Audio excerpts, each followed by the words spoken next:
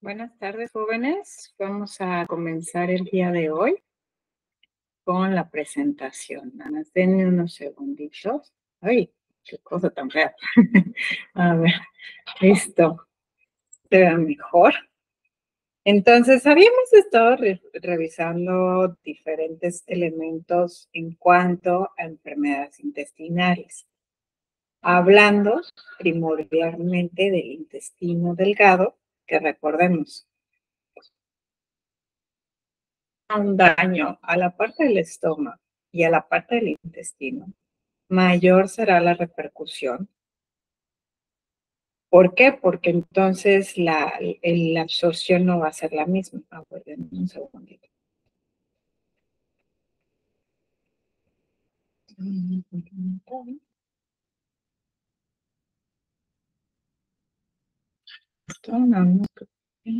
Ok.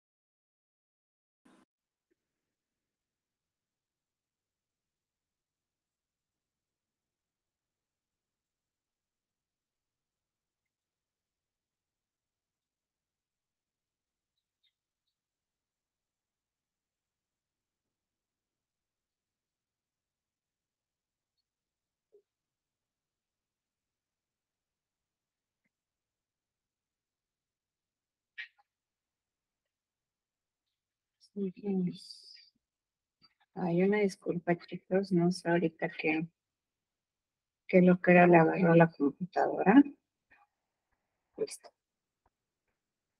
Entonces, regresando a esta parte, les digo que cuando se inflaman los divertículos, pues hablamos de una diverticulitis. Recuerden que itis pues siempre indica esta parte de la inflamación.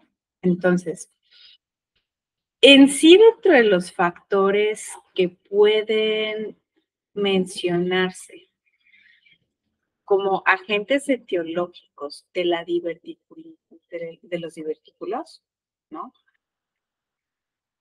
Realmente no podemos hacer alusión a uno solo. O sea, puede ser resultado de cierta predisposición genética, alteraciones que en su momento se tienen, sobre todo en la función sensitivo-motora.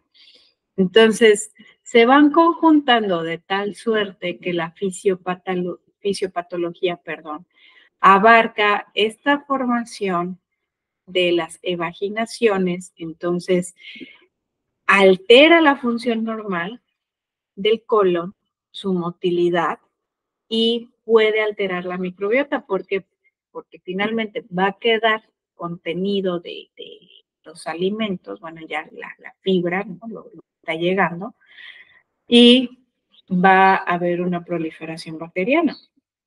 Entonces, hablamos de diferentes grados de diverticulitis, pero la diverticulitis aguda, sobre todo, incluye inflamación, se van a formar abscesos, puede haber hemorragia, puede ser tan grave que incluso haya una obstrucción, se forme una fístula y exista hasta sepsis. ¿Por qué? Porque se rompe.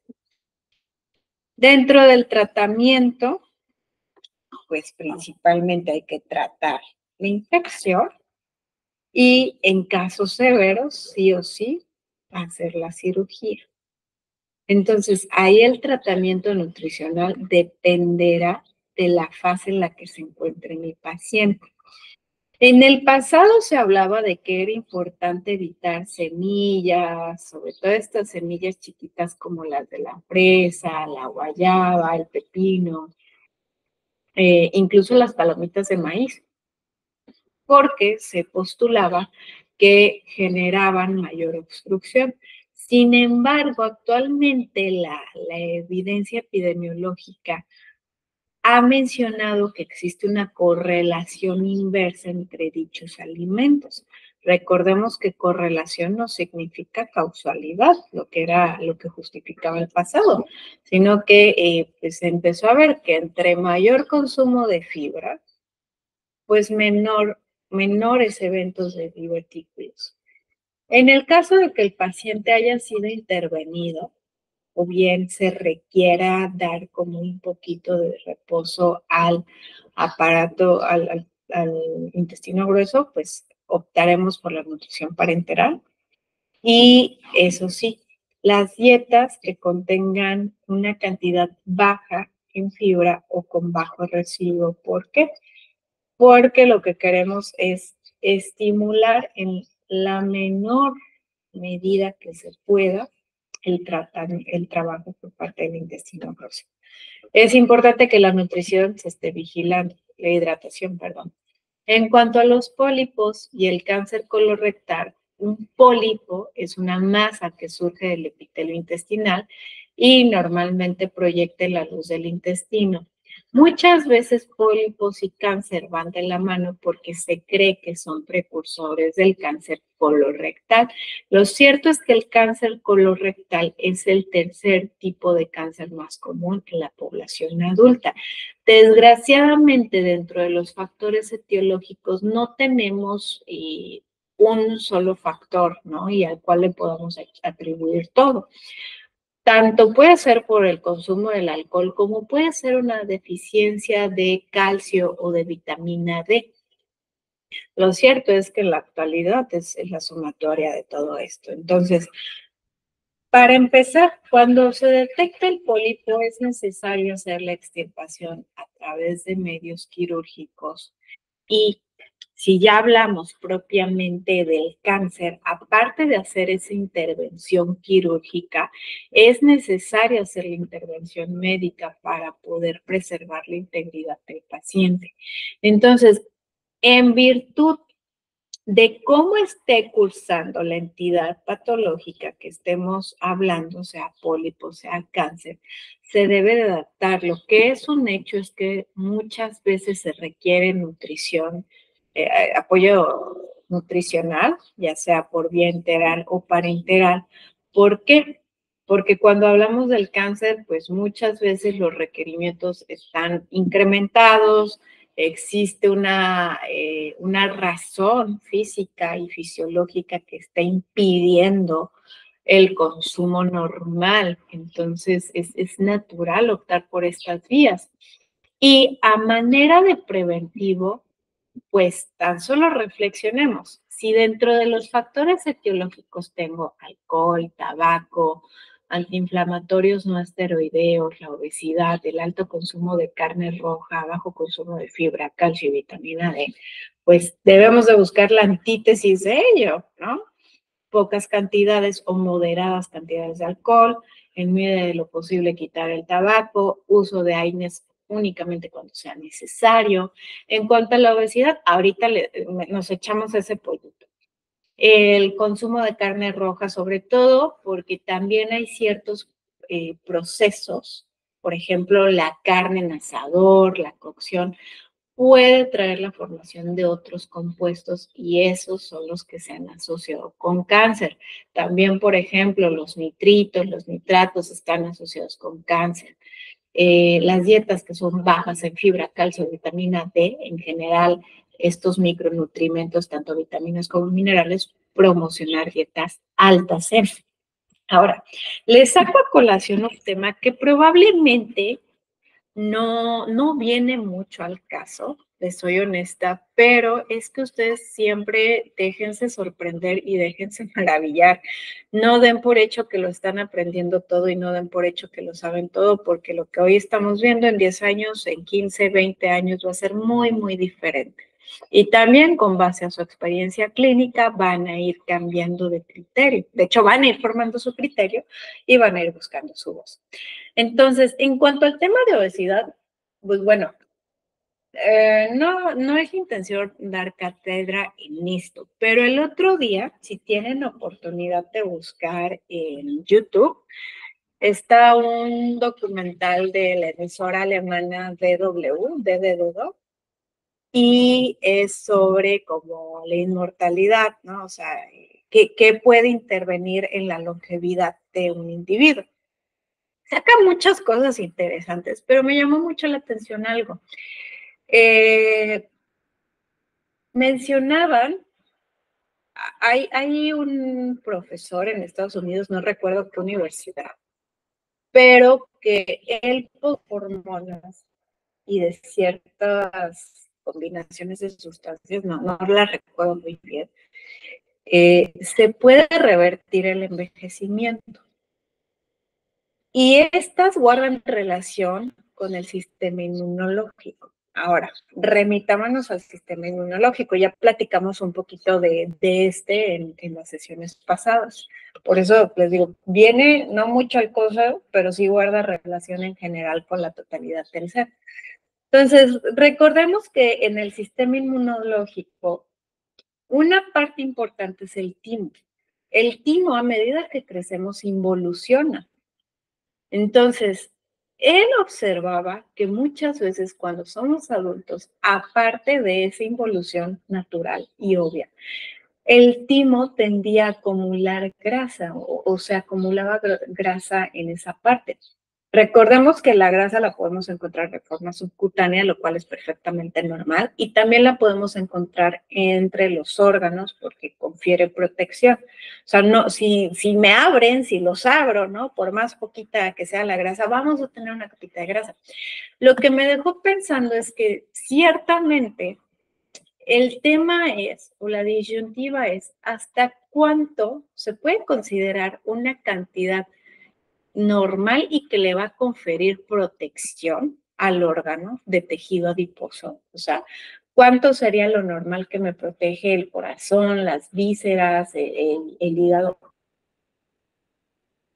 Entonces, si abordamos de esa perspectiva, o sea, si dijéramos esto es obesidad o este es un tejido adiposo patológico, cambiaría muchísimo la perspectiva. O sea, ya no solo hablaríamos de la obesidad como se ha hablado actualmente de forma tan simplista de decir IMC es igual a encima de 30 kilogramos sobre metros cuadrados. O sea, no, sería decir, mira, obesidad es cuando tu tejido adiposo se encuentra en tal y tal cosa y lo puedes medir con X marcador de inflamación y con X y Y hormona, y también a través de este estudio de imagen, de resolución, puedes detectarlo, ¿no?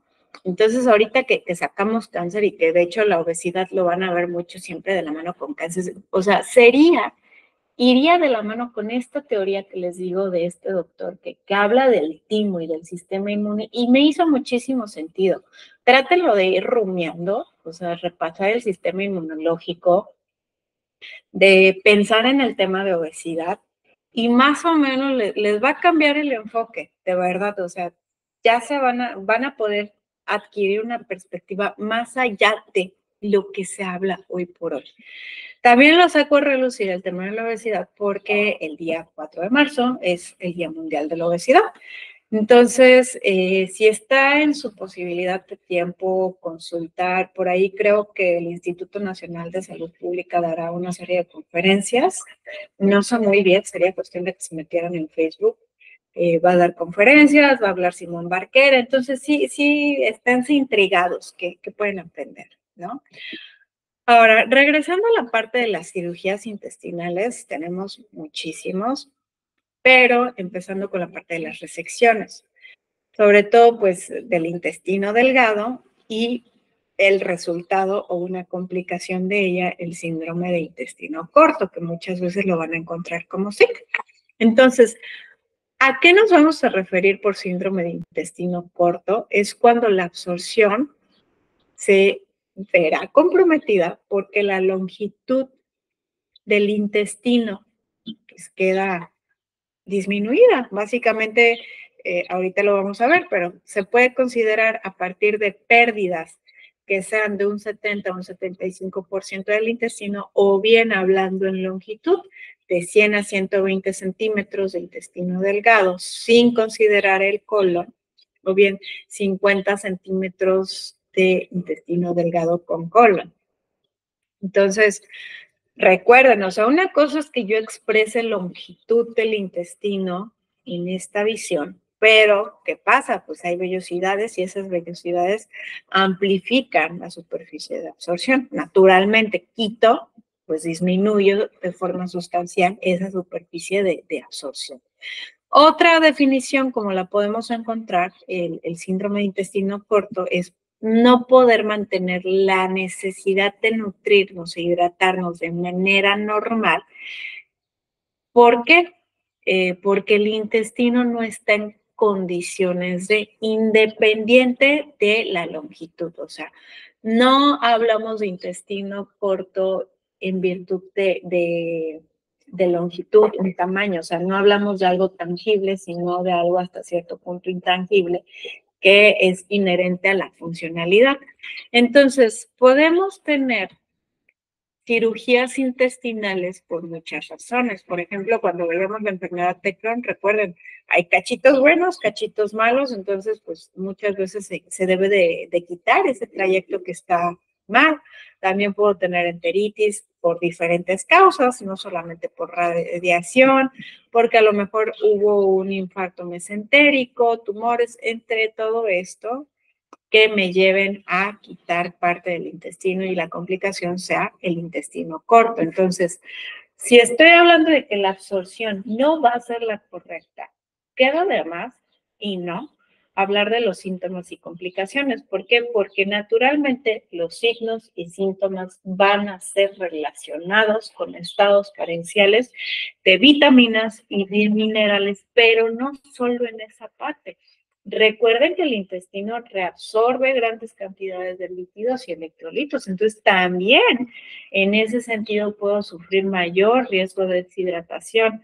Aparte de lo obvio, este estado carencial, sobre todo en quien me va a preocupar, en pequeñines, que voy a tener retraso en crecimiento, en desarrollo, de forma general, al tener mala absorción, no voy a estar absorbiendo adecuadamente precursores, o bien las vitaminas, los minerales, que a su vez actúan como cofactores en otras reacciones. Entonces, es complejo realmente. Por eso es importante tratar lo más pronto posible, porque si me espero, pues obviamente se va a traducir en más trabajo.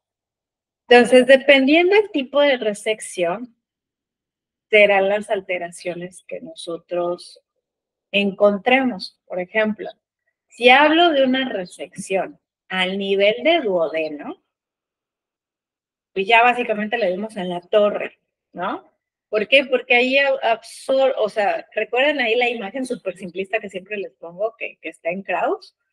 que ahí se juntan secreciones, pero también se junta con esta parte de la digestión y la absorción de muchos nutrimentos.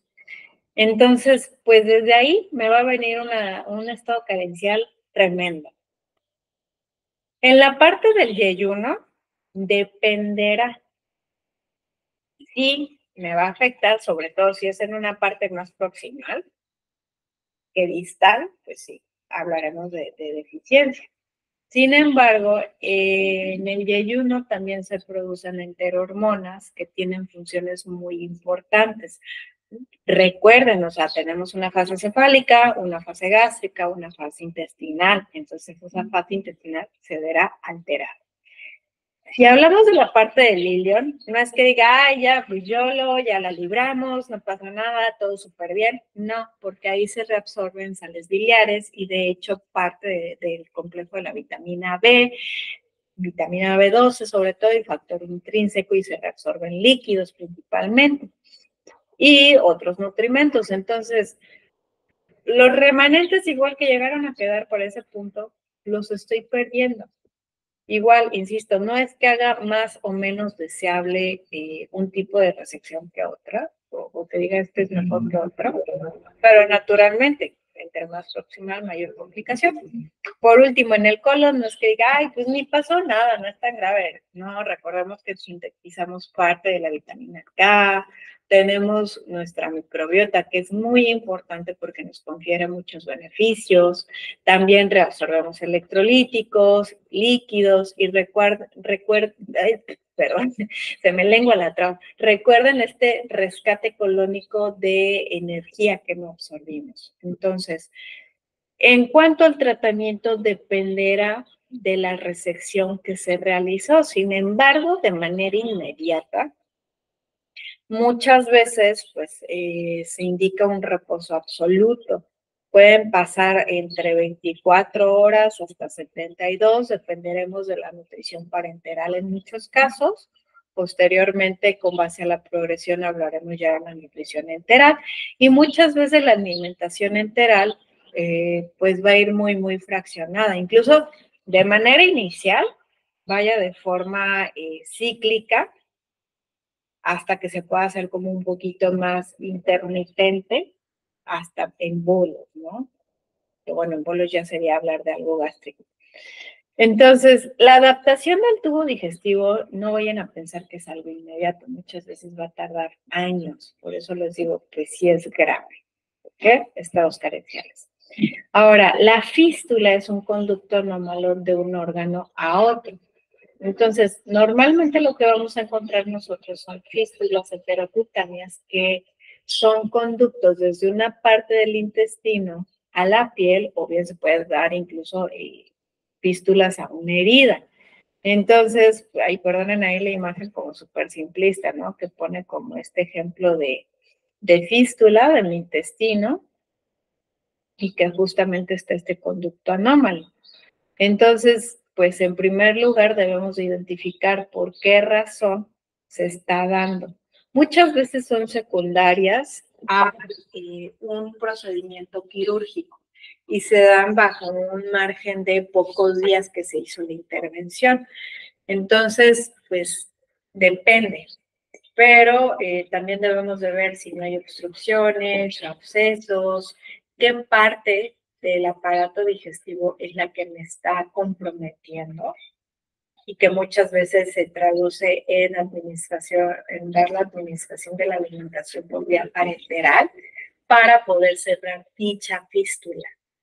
Y, por ejemplo, pues si va a quedar ahí, cómo se puede arreglar, pero bueno, ahorita esto básicamente es a través de las osteomías. ¿Qué es una osteomía? Pues es que quirúrgicamente se cree como un escape de salida, ¿no? Entre una parte del tubo digestivo con la piel. Podemos tener, dependiendo si es a nivel del ilion o a nivel del colon, una iliostomía o una colostomía. Aquí tenemos diferentes razones que me pueden llevar a una u otra. Naturalmente, pues pensemos, o sea, si estoy hablando de una ileostomía, es decir, de ilio, hacia la piel, todo lo restante del tubo digestivo no va a estar implicado. Entonces, naturalmente las condiciones de la alimentación van a cambiar, ¿sale? ¿Por qué? Porque ya no va a venir ese margen de la normalidad de que va a llegar al intestino grueso, se va a fermentar, o sea, hay una gran susceptibilidad de deficiencias y alteraciones hidroelectrolíticas. En el caso igual de la colostomía, no es que diga, ya pasó, no, también se va a comprometer. Entonces, en el caso de las ileostomías, a menudo se va del ilion para justo saltar el colon, recto y ano, o sea, toda la parte final. Muchas veces posteriores a las 24 horas, si todo sale bien, si todo es exitoso, ya está funcional. Sin embargo, a veces se deja reposar un poquito más. Y hay un efluente, que es lo que va de salida, pues naturalmente tiene ese color bilioso y acuoso. Pues sí, porque no me está llegando o sea, se me están yendo ahí sales biliares, ¿no? Entonces, puede tener una eliminación de hasta litro 200, de manera inicial es considerable. Y en teoría, ojo, la teoría ya saben que es bien bonito, te lo pinta maravilloso, en teoría va disminuyendo. Lo cierto es que cada individuo reacciona completamente diferente. Entonces, perdonen las imágenes bien simplistas, ¿verdad? Pero aquí y se conecta con una bolsita que es la que va recuperando, ¿no? La que va recolectando, perdón. En el caso de las colostomías, pues se crean desde el colon para evitar algún tramo, por ejemplo, colon ascendente, transverso, descendente o el sigmoide. Tarda un poquito más o menos a los 2 a 5 días tras la cirugía, y las salidas se reportan como un poquito menores, de 200 a 600 mililitros al día. Sin embargo, depende. Entonces aquí, igual, perdónenme chicos, no tengo imágenes reales, pero pues pueden ver cómo quitan, ¿no? Cómo evita esa parte. Ahora, dentro del tratamiento, lo cierto es que dependerá. Si hay guías que se sugieren, o sea, que sugieren ciertos lineamientos, ciertos alimentos, ciertas precauciones. Por ejemplo, la Asociación Americana recomienda de 6 a 8 semanas una dieta baja en residuos. Y después de ese periodo, ir haciendo una adaptación para que se logre dar más fibra. Ahora, hay alimentos que pueden alterar la salida de la osteomía. Por ejemplo, puede haber alimentos que van a formar gases, o sea, normalmente huelen. Entonces puede haber alimentos que van a hacer que se genere más olor. También productos que generen, bueno, aquí serían como alimentos que generan mal olor, ¿no? Y aquellos que generan olores de forma general. Alimentos que pueden controlar los olores, y no porque los vayan a inhibir, sino que son más sutiles, o incluso sí pueden deodorizar un poquito, y alimentos que pueden espesar, o que pueden obstruir, o que pueden generar diarrea. Entonces dependerá. Si se dan cuenta, me voy a regresar, en gran medida son alimentos de origen vegetal, pero también de origen animal. Por ejemplo, el pescado, huevos, también otros que pues obviamente no son nada recomendables, los refrescos, bebidas alcohólicas, pues, no sería muy recomendable. Igual aquí tengo principalmente alimentos de origen animal. Ahora, dentro del tratamiento es importante explicar sobre los signos y síntomas de deshidratación, porque naturalmente va a estar alterada la reabsorción de agua y de electrolitos. Y sal, potasio, magnesio muchas veces aumentan en las colostomías, entonces ahí se debe estar haciendo una vigilancia más detallada. Puede haber estomas de alto gasto. Igual dependerá el autor que ustedes consulten, pero pues una salida que supere los 2,000 mililitros por día pueden ser muy, muy graves. Sin embargo, aquí Chico y yo en lo particular, pues no soy la más experta porque no es como mi área de expertise, para lo cual lo sensato es referirlos a donde sí. Entonces viene la actividad que les quiero compartir.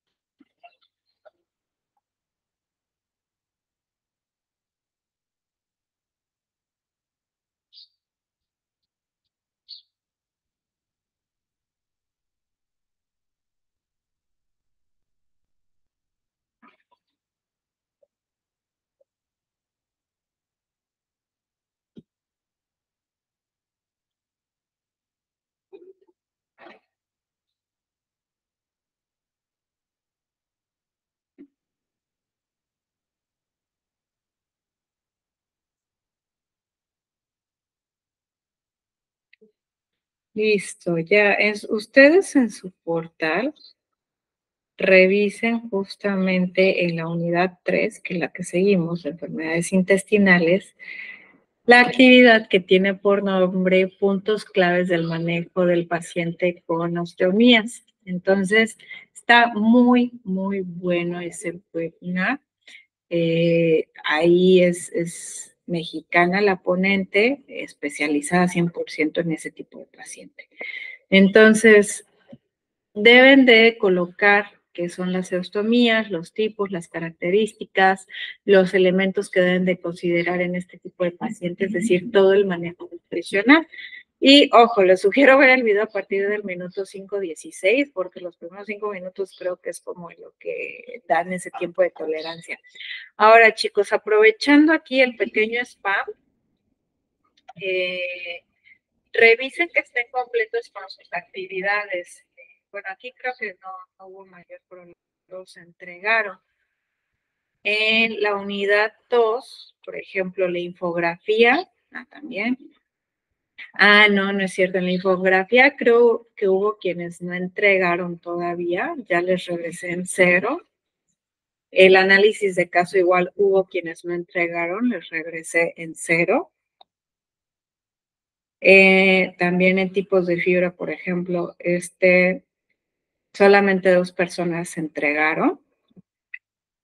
No, ya calificó 4, estaban pendientes 2, creo que ya les entregaron. Aquí, ojo, nadie ha entregado la tarea que se encargó. Y esta actividad está para el siguiente fin de semana. También recuerden que el siguiente fin de semana está programado su examen de enfermedades intestinales para que por favor estén pendientes. En el examen parcial afortunadamente no hubo imprevistos, todos lo presentaron, entonces sería el examen. ¿Sale? Chequen bien qué les falta. Todavía les daría esta semana de tolerancia para que manden, corrijan. De lo contrario, o sea, yo ya estaría cerrando junto con su examen del 9 y 10 parciales. ¿De acuerdo? Entonces, revisen qué falta. Cualquier duda, estoy pendiente de ustedes por WhatsApp, ya lo saben. Cuídense muchísimo, nos vemos en la próxima.